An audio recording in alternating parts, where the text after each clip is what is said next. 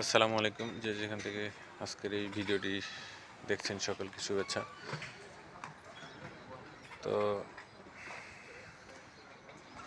Running মাসের 5 তারিখে আমার এই মক টেস্ট এবং থিওরি টেস্ট কমপ্লিট হয়। আমি একদিনই দুটো পরীক্ষা দিয়ে কমপ্লিট করে ফেলি।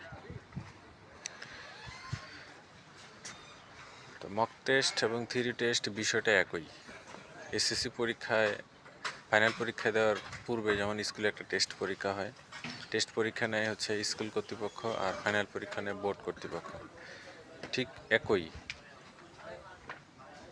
মক টেস্ট এটা নেয় স্কুল কর্তৃপক্ষ, আর থিওরি টেস্ট নেয় হচ্ছে আরটিএ, সরাসরি আরটিএ নেয়। RTA road transport authority.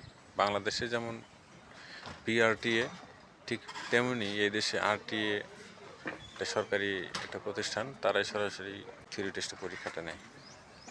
তো যারা আসবেন তারা অবশ্যই আসার আগে এগুলো প্রিপারেশন নিয়ে আসবেন, তাহলে খুব সহজে এগুলো পাস করতে পারবেন। একদম ইজি, একদম সহজ। আর যে না বুঝে, মানে এক কথায় যে পড়াশোনা করার প্রতি অনাগ্রহ, তার জন্য এটা খুবই ডিফিকাল্ট। আর ইংলিশ তো মোটামুটি রিডিংটা পড়ে বুঝতে হবে। যদি বুঝতে পারেন তাহলে এগুলো খুব সহজে আয়ত্তে নিয়ে আসতে পারবেন। এগুলো সিগন্যালের উপরে বিভিন্ন কোশ্চেন থাকে, অনেক কিছু থাকে, এগুলো পড়তে হয়। না পড়লে আসলে পাস করা সম্ভব না। ঠিক আছে, সকলে ভালো থাকবেন। আসসালামু আলাইকুম।